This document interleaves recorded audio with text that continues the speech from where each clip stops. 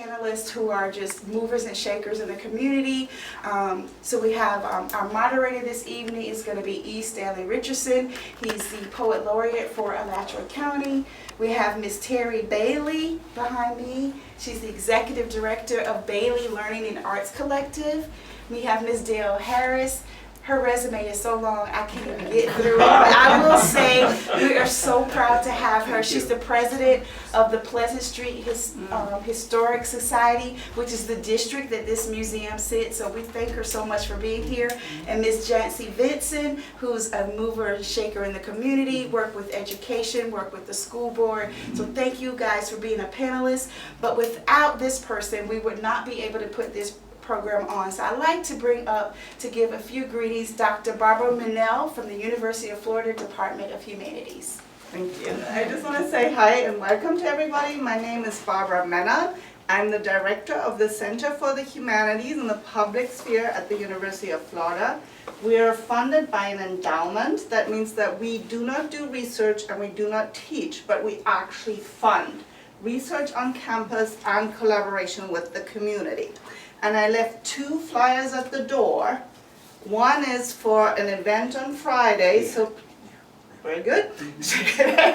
Okay, some people already know. Those of you who don't know, Brent Lex is coming to Gainesville.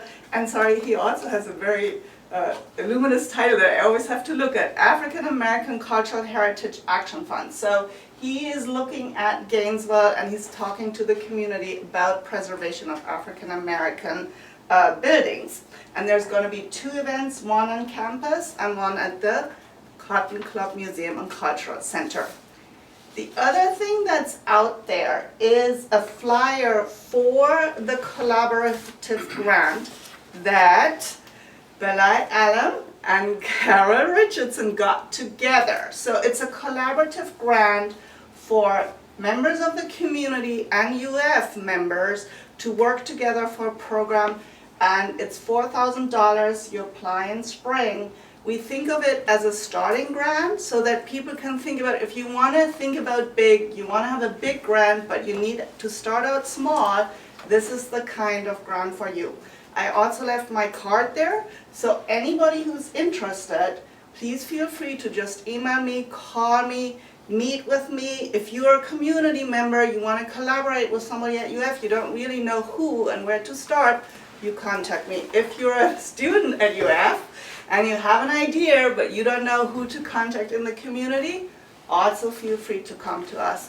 And we'll have more events where people like Kara and Belay, sorry, I mispronounced the name for a while, so Belay could talk about how they collaborated, how they came up with the idea. So for anybody who's interested, we'll have more events to share with you how this grant works. It's a little complicated because you have to find each other first. Okay, so thank you for giving me the floor. Right here. On this side of 6th Street and across 6th Street. So on and off for 56 years, give or take a decade here. Okay. I also grew up in Gainesville on this side. Actually, I'm 4th generation on this same street. And my parents built on the other side of 6th Street in the Pleasant Street neighborhood. And as a kid, all I wanted to do was graduate from high school and get out of Gainesville, which I did many, many times. I've lived pretty much everywhere, even in Hawaii. But as I aged, I ended up here, and you know, God knows better than I do because I've been here and I'm very much involved with my community and Heirs Property. Hi, I was born and raised in Gainesville. I matter of fact, I reside on the property that I grew up in. Total over 58 years. I did go away for 7 years and worked somewhere else and then came back home. But I am a native of Gainesville on the southwest side of Gainesville. I was raised on a small farm in which, like I said, I'm residing there now. What does property mean to you? Generational wealth, ownership, dignity. Ownership, definitely, and generational wealth. And I think ownership and generational wealth is a combination of all. So tell me, when did you first hear or encounter the word or hear about heirs property? For me, when I was small, heirs property is something that was predominantly used, and I think the people used heirs property is because they thought it was security, where you know you can never sell it. It'll be generation to come because there's so much ownership, and it'll be hard to for sale. So that's the way. In my family, wills was not something that they did. It was not something that they believed in or maybe was educated on. Heirs property is what they entitlement feel that everybody would have, and that's what I'm used to heirs property. However, my father and mother, they knew about wills and they did a will, but their generation prior to that did not. So they had heirs property. I didn't learn about it until a few years ago when I was approached by Gary Hankins and Community Land Trust to do some. Who was that? Gary. Hi, Gary. So he was, I want to say ED, I'm not sure of his title, of Community Land Trust. And I don't know if y'all are familiar with the concept where there is a governing body that acquires property to sell to community members to keep, I hate the term at risk, so I'm going to say affected communities in ownership in their native, in their neighborhoods, we'll say it like that. Community land trust. Mm-hmm. And so there are different roads, different ways that Community Land Trust does that. Some programs buy the property and buy properties and then find families to sell the properties to, but they're kind of like co-owners. And then there are some programs that get families the property and give it to them outright. So I mean, why were you approached? I mean, did you?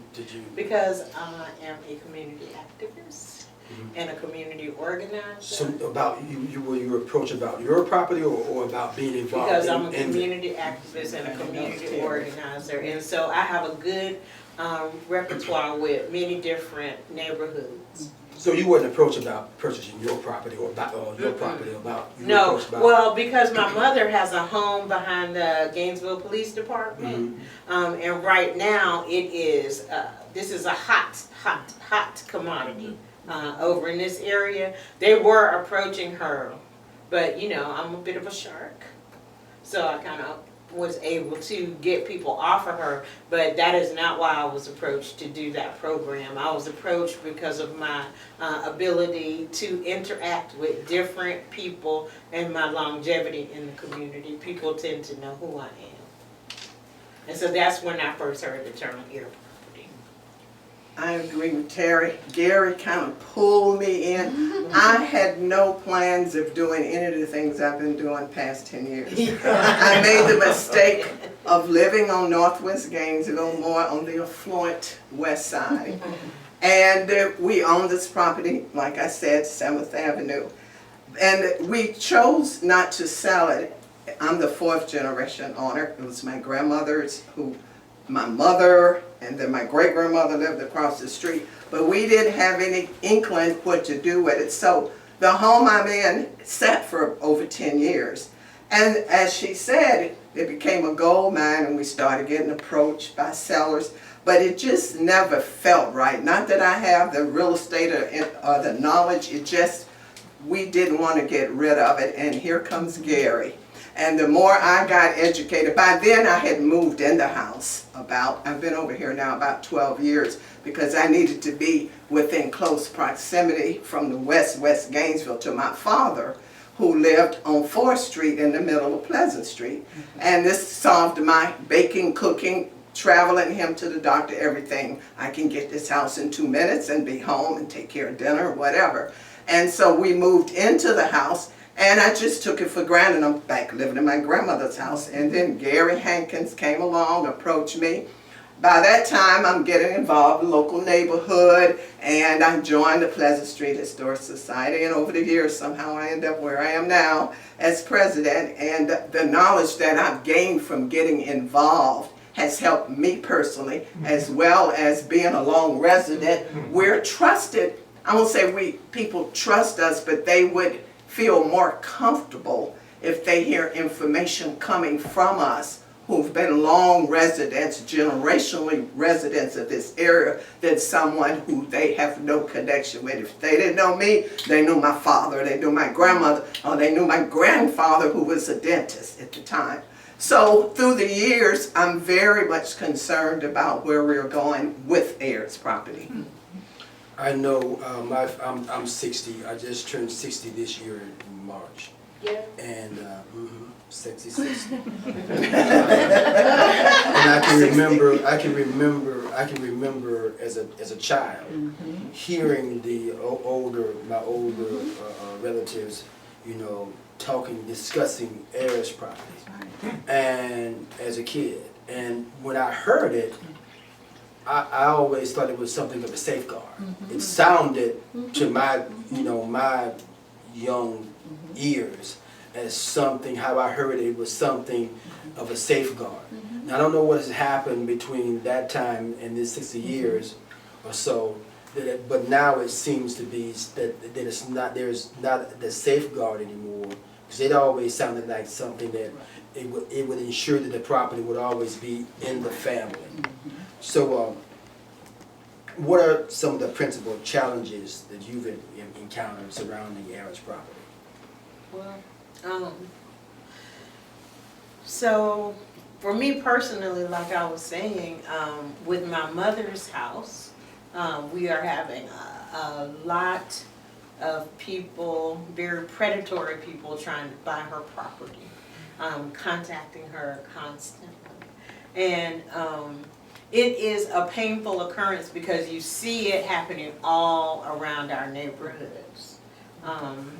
And also, I'm gonna share a little bit of my husband's story, where his family too was a lifelong residents of the Pleasant Street area, right down the street. 4th Street Yes. and 7th Avenue. Yeah, right down the street from Miss Dale's dad. And, there was some family issues, and the property that was built in the late 1800s was sold for a very low rate. And so we have been, since it was sold, and now that we are back together and married, we have been really trying to reacquire that property.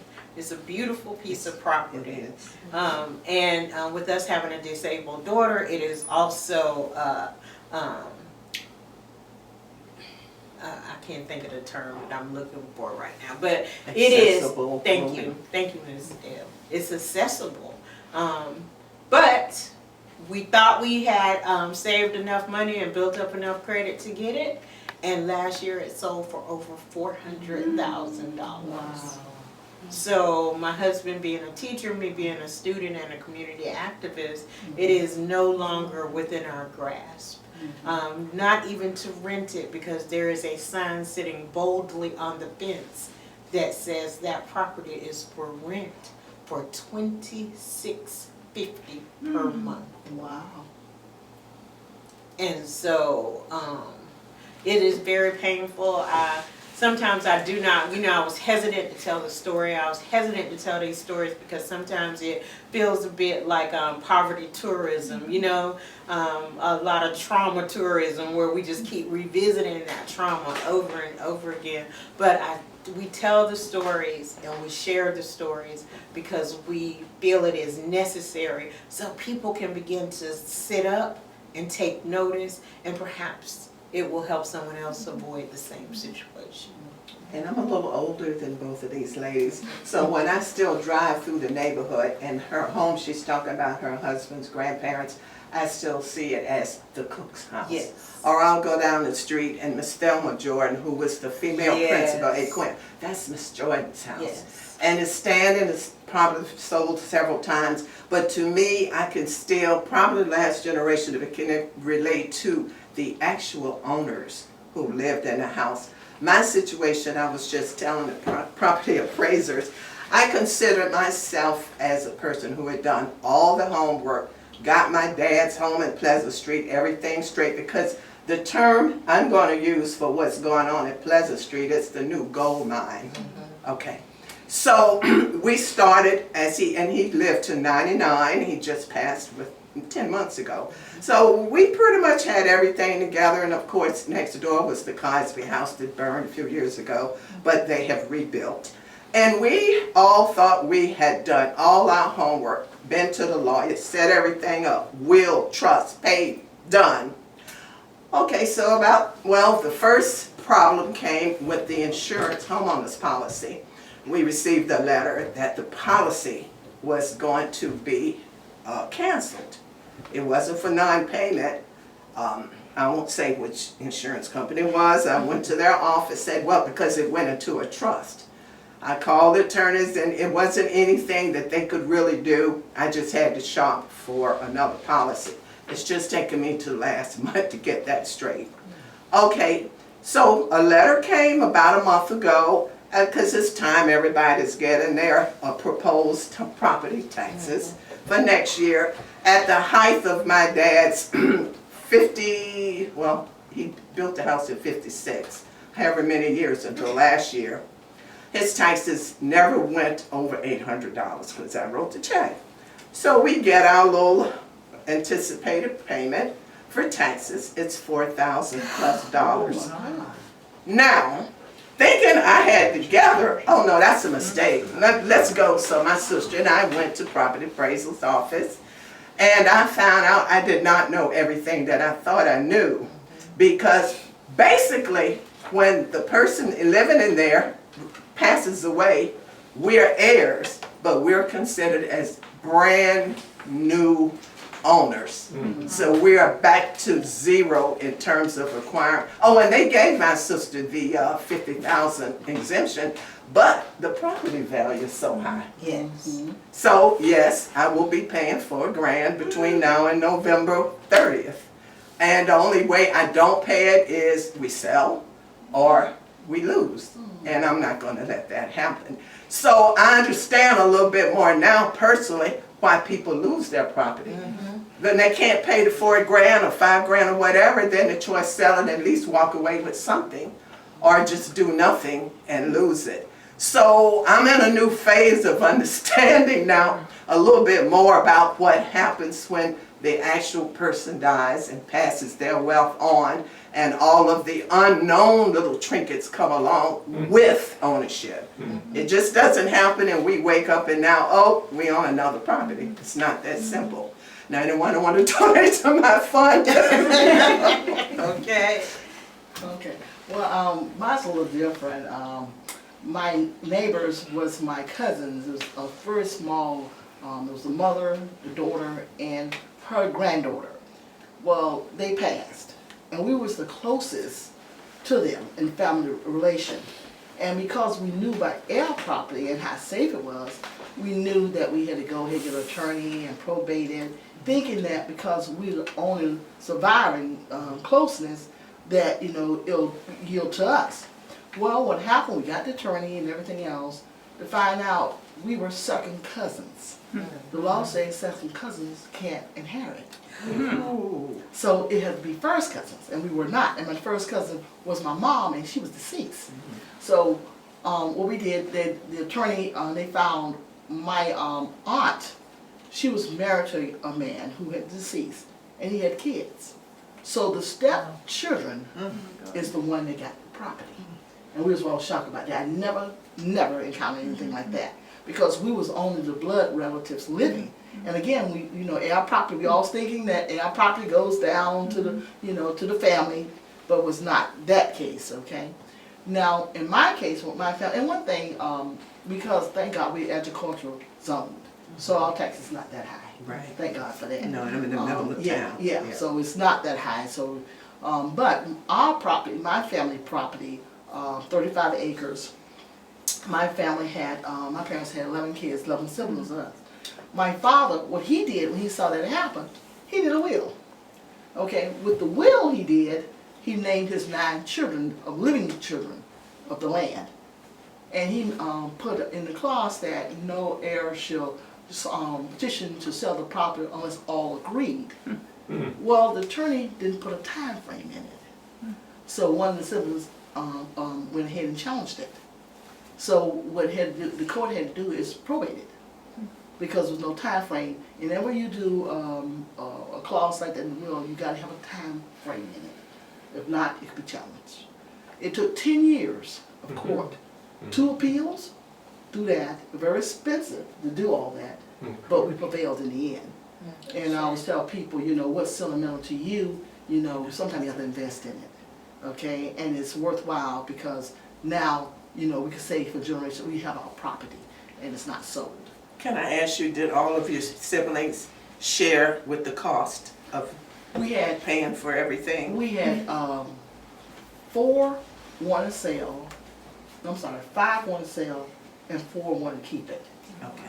So what the court did, and it was so nice, Florida has some good rules, or some laws, and I learned them as I go. Whoever paid taxes, everybody don't pay taxes, you know what I'm saying? So the siblings, whoever paid taxes will be reimbursed. It'll come off top of the proceeds. So you get that. The court allowed us, and I was arguing so much with the court, to allow the family to buy the property first. Because the developer, everybody wanted to buy the property. But thank God it was time, 2007-8, when the Great Depression hit us. Right. So the land went down. Right. The cost really low. So, and at that time, bankers wasn't lending no money or anything else. So thank goodness we had money, enough cash to pay for it, right off. And that helped us. And we bought each other out. And that's what saved us. Right. I think there's also a misconception in the black community among some people who think that because they pay the taxes on the property, They own it. or it's their property. So if it ever goes to probate or anything, they think because they're the ones who've been paying the taxes, it's their property. But that's not. No, that's not the case. And in our case, we paid it because we want to make sure we keep our property. Right. Okay, we didn't want to lose it, default, Right. you know, because In of default. because of non-payment. But the court law is very clear. Taxes would be paid first. So whoever paid the taxes, and in that case, it was I paid the taxes, so it came to me. Yeah, so that helped. The reimbursement. Yeah, yeah, for those years. So that was the next question about stories, but you've shared your stories. Why do you think so many black folk die without leaving their heirs a will and a writing? And how do you think this contributes to gentrification and the intergenerational wealth gap? I was not first. I think just not knowing, not being educated.